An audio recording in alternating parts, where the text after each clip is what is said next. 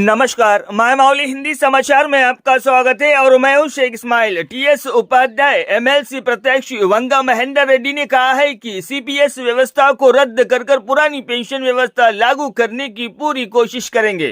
उन्होंने गुरुवार को आदिलाबाद में अपना चुनाव अभियान शुरू किया। इसी के तहत उन्होंने स्थानीय प्रेस क्लब में मीडिया से बात की और कहा है कि अगर वे एमएलसी जीतते हैं तो शिक्षकों की समस्याओं का समाधान करने में पूरी कोशिश करेंगे। इनके साथ में कृष्ण एसोसिएशन के जिला अध्यक्ष भी मौजूद रहे।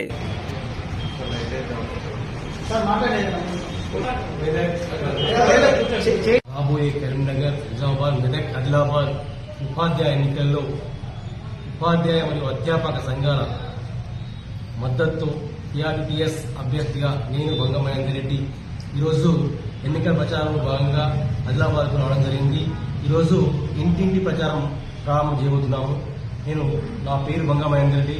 అది సిద్దిపేట జిల్లా కేంద్రానికి 6 కిలోమీటర్లు ఉన్న మందపల్లి. అది పూర్తిగా వ్యవసాయ కుటుంబం. అది 98 డిఎస్సి ద్వారా ఉద్యోగంలో ఎంపికై అక్కడి నుంచి 20 సంవత్సరాల పాటు పనిచేసి అది విఆర్ఐ తీసుకుని బిఎంఆర్ ఫౌండేషన్ ఏర్పాటు చేసి దానిలో భాగంగా ఎన్నో పాఠశాలలకు నా వంతుగా సేవా కార్యక్రమం చేయడమైంది.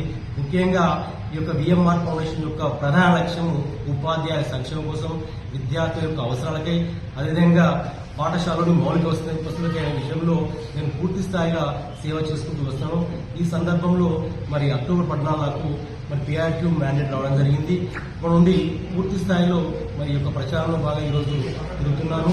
అదేవిధంగా నన్ను పిఆర్టీఎస్ అనేది ఒక 5 దశాబ్దాలుగా ఎందరో ఉపాధ్యాయులకు ఎన్నో సమస్యలను ఏదో సాధించి ఎన్నో జీవులు తీసుకొచ్చినటువంటి సంఘము. నిజంగా పిఆర్టీఎస్ లేకముందు పిఆర్టీ వచ్చిన తర్వాత ఉపాధ్యాయుల జీవన పరిమాణం చాలా పెరిగింది. దీనిలో ముఖ్యంగా ఒకప్పుడు పెన్షన్ కానీ హెచ్ఆర్ఏ కానీ ఎలాంటి సందర్భంలో పెన్షన్ హెచ్ఆర్ఏ మరియు జియో నంబర్ 40 ద్వారా ప్రధానోపాధ్యాయులకు అధికారులే కానీ, అదేవిధంగా జియో నంబర్ 2 ద్వారా సోషల్ ఇంప్రూవ్మెంట్ సంబంధించిన విషయాలు కానీ, మరియు మహిళలకు ముఖ్యంగా ప్రస్తుతంలో కానీ చైల్డ్ కేర్ లీవ్లే కానీ, ఇంకా అనేక సందర్భాల్లో గత పిఆర్సీ 30% ఇవ్వడంలో కానీ, మరియు ఇటీవలే పదోన్నతులు పొందిన పండిట్స్, అదేవిధంగా పీఈటీ మరియు పీజీహెచ్ఎం మరియు పిఎస్హెచ్ఎం ఇలాంటి సందర్భంలో ప్రతి సందర్భంలో కూడా పిఆర్టీ ఎంతో కృషి చేసింది.